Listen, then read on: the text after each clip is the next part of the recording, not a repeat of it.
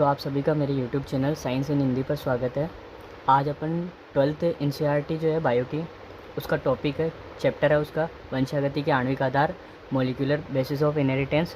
इसका अपना एक टॉपिक है जीन की अभिव्यक्ति का नियमन, जिसको बोलते हैं जीन रेगुलेशन एंड एक्सप्रेशन। इसके बारे में बात करेंगे और बिल्कुल आसान तरीके से समझने की कोशिश करेंगे इसको। तो आपको पता है कि अपनी जो बॉडी होती है वो कोशिकाओं से बनी होती है और हर एक कोशिका जो है उसके अंदर केंद्रक में जीन प्रेजेंट होता है। जीन जो होता है वही अपनी बॉडी में लक्षण लाने के लिए जो है उत्तरदायी होता है। अपने को ये चीज़ पता है, कोई भी लक्षण है अपनी बॉडी का तो वो क्या होता है, जीन से कंट्रोल होता है। तो अपने को क्या करना है कि जो जीन है उससे जो लक्षण आ रहा है उसका कंट्रोल देखना है, या उसका कंट्रोल जो है, जो जीन से जो लक्षण आ रहा है उसका रेगुलेशन करना है, अपने को उसका नियमन करना है, उसका नियंत्रण करना है। तो उसका कैसे करेंगे नियंत्रण, क्या क्या इसके प्रोसेस है, तो अपन ये देखेंगे आज।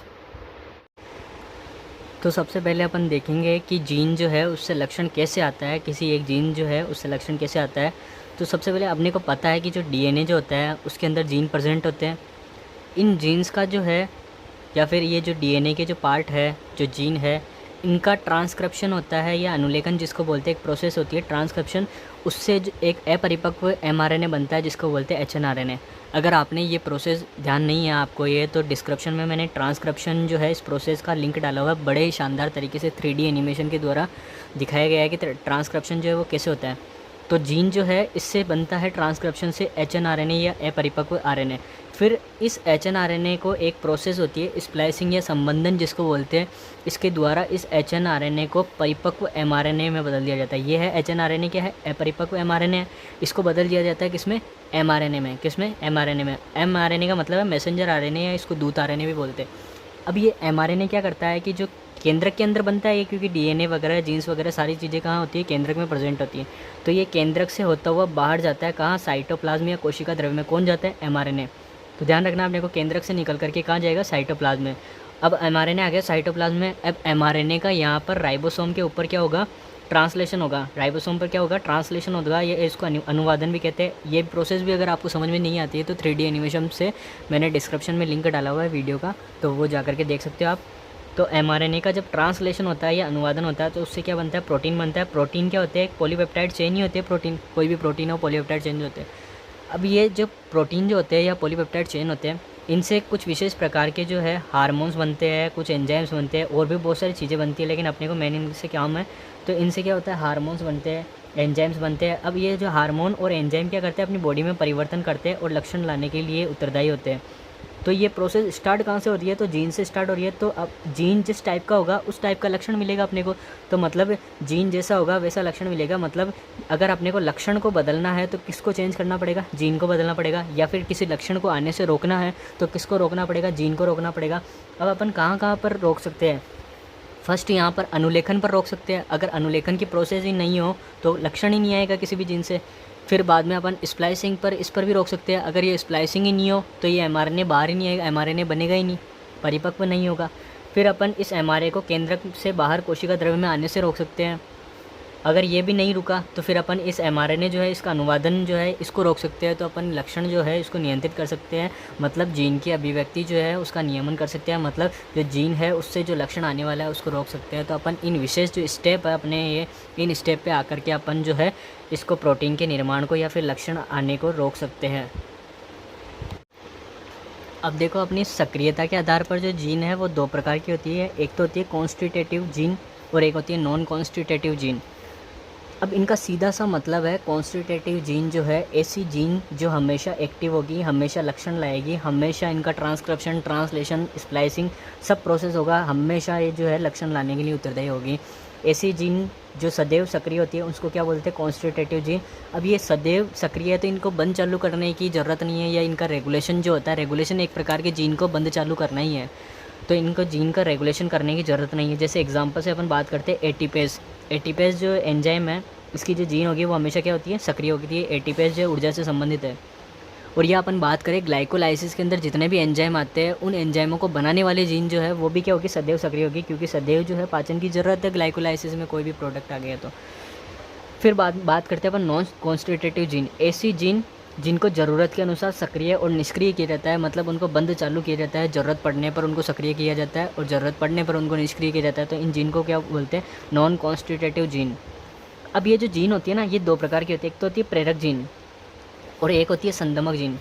प्रेरक जीन उनको बोलेंगे ऐसी जीन जो पड़ी है नॉर्मल सामान्य अवस्था में क्या है, अक्रिय जीन है या इनएक्टिव जीन है सामान्य अवस्था में। अब इनके पास में क्या होगा कि कुछ ऐसा प्रोडक्ट आएगा या कुछ ऐसा पदार्थ आएगा तो वो क्या करेगा, इनको सक्रिय कर देगा। मतलब ये जो जीन है सामान्य अवस्था में अक्रिय पड़ी है, इनको कोई पदार्थ आएगा और वो क्या करेगा, इनको सक्रिय कर देगा। मतलब ऐसी जीन जो सामान्य अवस्था में अक्रिय रहती है लेकिन ज़रूरत पड़ने पर उनको क्या किया जाता है, सक्रिय किया जाता है। ज़रूरत पड़ने पर उनको क्या किया जाता है, सक्रिय किया जाता है।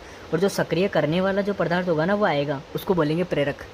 क्योंकि ये इनको प्रेरित कर रहा है, किस लिए, सक्रिय होने के लिए या फिर ऑन होने के लिए प्रेरित कर रहा है, इसलिए इनको क्या बोलते हैं, प्रेरक। और जो जीन जो है जो सक्रिय हो रही है ज़रूरत के अनुसार, उनको बोलते हैं प्रेरक जीन। दूसरी है संदमक जीन। ऐसी जीन जो सक्रिय अवस्था में है, सामान्य अवस्था में सक्रिय दिखती है, हमेशा सक्रिय ही रहती है, लेकिन जैसे ज़रूरत पड़ती है तो उनको बंद किया जाता है या फिर अक्रिय किया जाता है। और जो अक्रिय करने वाले जो होते हैं उनको बंद कर रहे हैं, मतलब उनको रोक रहे हैं, तो उनको क्या कर रहे हैं, संदमित कर रहे हैं। तो उनको संदमित करने वाले जो पदार्थ होंगे उनको बोल देंगे संदमक, या उनको बंद करने वाले जो पदार्थ होंगे उनको बोलेंगे संदमक। तो ऐसी जीन जो सामान्य अवस्था में सक्रिय रहती है लेकिन ज़रूरत के अनुसार उनको अक्रिय किया जाता है, उनको क्या बोलते हैं, संदमक जीन। अब अपन जीन के नियमन को समझने के लिए ओपेरॉन थ्योरी जो है वो काम में लेंगे। जीन के नियमन को समझने के लिए कौन सी थ्योरी काम में लेंगे, ओपेरॉन थ्योरी। ओपेरॉन जो है इसको प्रचालक भी बोलते हैं। ओपेरॉन को क्या बोलते हैं, प्रचालक भी बोलते हैं। ओपेरॉन थ्योरी जो है दो वैज्ञानिकों ने मिलकर के दी थी। इनका नाम है जैकब और मोनार्ड। क्या है वैज्ञानिकों का नाम, जैकब और मोनार्ड। और इन्होंने खोज की थी ओपेरॉन की। ई कोलाई जो है जीवाणु है, ई कोलाई, उसके अंदर खोज की थी। ओपेरॉन क्या होता है कि कोई जीन का समूह होता है। समूह का मतलब है एक से ज़्यादा जीन मिलकर के एक साथ काम करते हैं। ये जो जीन होती है, एक से ज़्यादा जो जीनों का समूह होता है, उसी को ओपेरॉन कहा है। इन्होंने देखा कि इस जो ओपेरॉन जो है इसमें 4 प्रकार की जीन थी। इन चारों जीन में से एक जीन संरचनात्मक जीन है, दूसरी है जिसको प्रचालक या ऑपरेटर बोलते हैं, तीसरी है प्रमोटर, चौथी है नियामक जीन। तो संरचनात्मक जीन उसको कहा कि वह जीन जिसके अंदर पॉलीपेप्टाइड चेन जो है उसकी सूचना निहित थी कि कौन सी पॉलीपेप्टाइड चेन बनानी है या कौन सा प्रोटीन बनाना है, उसकी सूचना जिस जो जीन है उसमें निहित थी, उसको बोला संरचनात्मक जीन या स्ट्रक्चर जीन या एसजी के नाम से भी जानते हैं। ये जो संरचनात्मक जीन है इसकी संख्या 1 से ज़्यादा हो सकती है। फिर इन्होंने कहा कि भाई प्रचालक, तो प्रचालक या ऑपरेटर उस जीन को कहा जो संरचनात्मक जीन के जस्ट पास में थी। और ये क्या करती है कि ये जो प्रमोटर, ये जो होता है ना ऑपरेटर या प्रचालक जिसको बोलते हैं, ये क्या करता है, संरचनात्मक जीन पर डायरेक्ट जो है कंट्रोल करता है। इसको चाहे जब बंद कर सकता है, चाहे जब ऑन कर सकता है। तो ये जो है प्रचालक ऑपरेटर जो है ये किस पर डायरेक्ट कंट्रोल करता है, स्ट्रक्चर जीन पर। अगर संदमक जो है अपना वो अगर उपस्थित है तो ये क्या होगा, ऑफ होगा। अगर संदमक जो है वो अनुपस्थित है तो ये ऑन होगा। अभी लेक ओपेरॉन देखेंगे तब ये सारी चीज़ जो है बिल्कुल क्लियर हो जाएगी डायग्राम के थ्रू, टेंशन लेने वाली बात नहीं है। उसके बाद में देखा गया कि प्रमोटर उस जीन को बोला जहाँ पर आकर के आरएनए पॉलीमरेज जुड़ता है, उस जीन को क्या बोला, प्रमोटर। लेकिन ध्यान रखना आरएनए पॉलीमरेज जब भी जुड़ेगा कि जब जो ये अपना ऑपरेटर जो है वो ऑन होगा, मतलब संदमक अनुपस्थित होगा, ऑपरेटर ऑन होगा, तब प्रमोटर पर आकर के आरएनए पॉलीमरेज जुड़ेगा। तो आरएनए पॉलीमरेज जो है वो कहाँ पर आकर के जुड़ता है, प्रमोटर पर। और आरएनए पॉलीमरेज फिर क्या करता है कि ट्रांसक्रिप्शन की प्रोसेस द्वारा जो डीएनए के जो टुकड़े हैं या स्ट्रक्चर जीन जो है अपनी, इनसे क्या करता है, एमआरएनए का निर्माण करता है। कौन, आरएनए पॉलीमरेज। फिर बाद में देखते हैं कि नियामक जीन क्या करती है कि ये जो अपने पास में संरचनात्मक जीन है, स्ट्रक्चर जीन जो है, इसकी क्रियाविधि का नियंत्रण करती है। नियामक क्या करती है कि ट्रांसक्रिप्शन से नियामक जो है इनसे एक है ना, ट्रांसक्रिप्शन और ट्रांसलेशन से एक प्रोटीन बनता है जिसको बोलते हैं संदमक।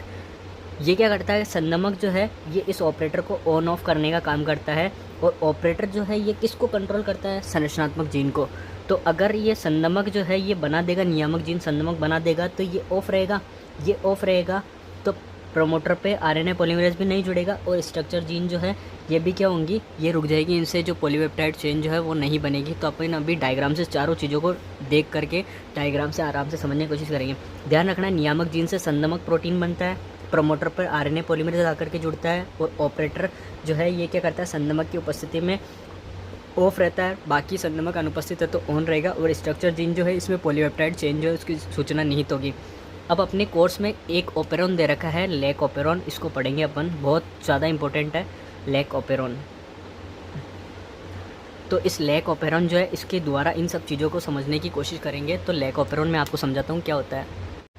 अपन लैक ओपेरॉन के बारे में पढ़ते हैं। लैक ओपेरॉन जो है, इसको लैक्टोज ओपेरॉन भी बोलते हैं, क्योंकि ये लैक्टोज के पाचन के लिए काम में आता है।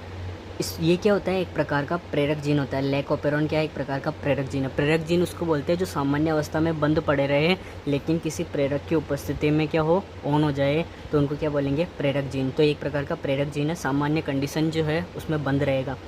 और ये उपापचयी पथ पर कार्य करता है। उपापचयी पथ मतलब कैटाबॉलिक जो पाथवे है उस पर काम करता है, मतलब जो बड़े अणु जो है उनको तोड़ करके छोटे अणु बनाने का काम करता है, या फिर सीधा साधा बोल सकते हैं पाचन का काम करता है। कैसे होगा, अपनी बॉडी के अंदर बाई चांस लैक्टोज अनुपस्थित है, अगर ऐसे मान लो एग्जांपल से कि अपनी बॉडी में प्रोटीन नहीं है, तो अपन चाहते हैं क्या कि प्रोटीन के पाचन के लिए एंजाइम बनाएं। अगर अपन एंजाइम बना लेंगे, प्रोटीन ही नहीं है, तो क्या होगा, अपनी एनर्जी वेस्ट होगी। तो ऐसे यहाँ पर लैक्टोज अनुपस्थित है, तो लैक्टोज को पाचन करने वाले एंजाइम जो बनते हैं, एंजाइम बनेंगे किससे, स्ट्रक्चर जीन से बनेंगे।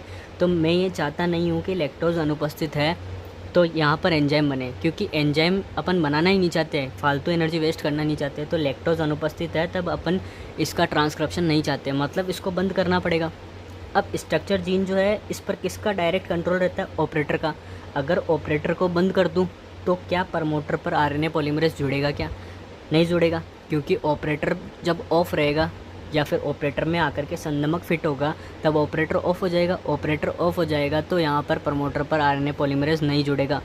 अगर यहाँ पर आरएनए पॉलीमरेज नहीं जुड़ेगा तो क्या इसका ट्रांसक्रिप्शन होगा, क्या बिल्कुल भी इसका ट्रांसक्रिप्शन क्या होगा, बंद हो जाएगा, इसका ट्रांसक्रिप्शन नहीं होगा। अब मेरे को ये सारी प्रोसेस करने के लिए यहाँ पर क्या चाहिए, एक संदमक चाहिए। अब ये संदमक आएगा कहाँ से, संदमक कौन बनाता है, अभी पहले बताया था, नियामक जो जीन है वो संदमक बनाती है। ये जो नियामक जीन जो है, यहाँ से क्या होगा, इसका ट्रांसक्रिप्शन होगा, मतलब अनुलेखन होगा। अनुलेखन हुआ, इसका नियामक का अनुलेखन हुआ, तो यहाँ से बनेगा एक एमआरएनए। ये एमआरएनए जाकर के आगे क्या करेगा कि एक प्रोटीन का निर्माण करेगा।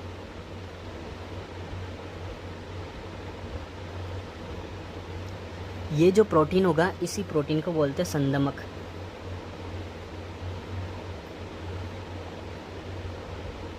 इसी प्रोटीन को क्या बोलते हैं, संदमक। अब ये प्रोटीन जाकर के फिट होगा किसमें, ऑपरेटर में। ये यहाँ पर आकर के फिट हो गया किसमें, ऑपरेटर में। ये ऑपरेटर में फिट होने के बाद में ये सारी प्रोसेस क्या हो जाएगी, ऑफ हो जाएगी। ये कंडीशन जब होती है जब लैक्टोज अनुपस्थित हो, तब क्या होता है, लैक ओपेरॉन जो होता है वो बंद पड़ा रहता है। स्ट्रक्चर जीन जो है, इसमें 3 प्रकार के जीन है स्ट्रक्चर में, z gene, lac z gene, lac y gene और लैक ए जीन। ये तीनों जीन जो है वो क्या होती है, बंद पड़ी रहती है, किसी भी प्रकार के प्रोटीन का या एंजाइम का निर्माण नहीं करती है जब लैक्टोज अनुपस्थित है। तब लैक्टोज अनुपस्थित रहेगा, तब नियामक जो है वो संदमक बनाएगा, और संदमक जाकर के जो ऑपरेटर है उस पर क्या होगा, फिट हो जाएगा, और ऑपरेटर को क्या कर देगा, ऑफ कर देगा, और प्रमोटर पे आरएनए पॉलीमरेज नहीं जुड़ेगा, तो आगे ट्रांसक्रिप्शन नहीं होगा। अब अपन सेकंड प्रोसेस देखते हैं कि जब लैक्टोज जो है वो उपस्थित है तब क्या होगा।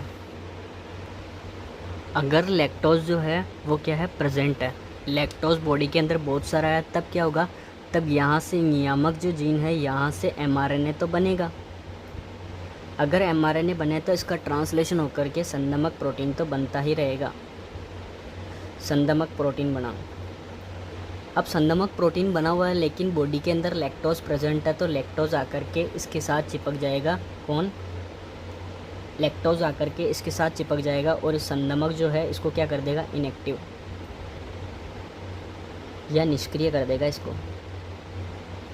अब ये निष्क्रिय है तो ये ऑपरेटर के पास जा नहीं पाएगा और उससे जुड़ नहीं पाएगा, और ऑपरेटर जो है ये क्या रहेगा, ऑन रहेगा।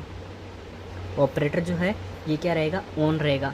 ऑपरेटर अगर ऑन रहेगा तो क्या प्रमोटर पे आकर के आरएनए पॉलीमरेज जुड़ेगा, हाँ, आरएनए पॉलीमरेज जो है वो आकर के प्रोमोटर पर जुड़ेगा, और आरएनए पॉलीमरेज आगे चल करके इसका क्या करेगा, ट्रांसलेशन करेगा, और यहाँ से एमआरएनए बना देगा तीनों का। ये तीनों का एमआरएनए बना दिया। अब तीनों के एमआरएनए बन गए तो इनसे ट्रांसलेशन भी होगा, तो लैक जेड जीन जो है, इससे जो एंजाइम बनेगा उसको बोलते हैं beta galactosidase. Beta galactosidase. Lac Y gene से जो एंजाइम बनेगा उसको बोलते हैं परमिएस,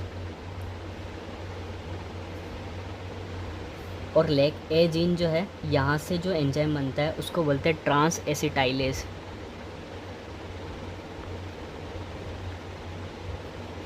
ट्रांस एसिटाइलेज क्या बोलते हैं इसको, ट्रांस एसिटाइलेज। तो ये 3 जीन जो है, ये जो 3 प्रकार के जो एंजाइम है ये अपने पास में बन जाएंगे स्ट्रक्चर जीन से।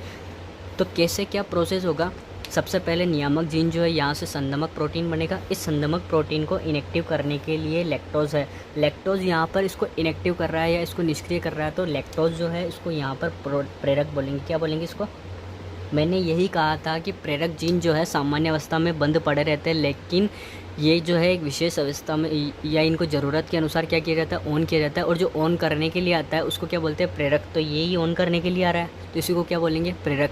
अगर ये अनुपस्थित रहेगा तो संदमक जाकर के इससे जुड़ जाएगा और ये इसको ऑफ कर देगा। अभी क्या है, ऑन है, तो ऑन रहेगा ऑपरेटर। ऑपरेटर अगर ऑन रहेगा तो प्रमोटर पर आकर के आरएनए पॉलीमरेज एंजाइम जुड़ जाएगा।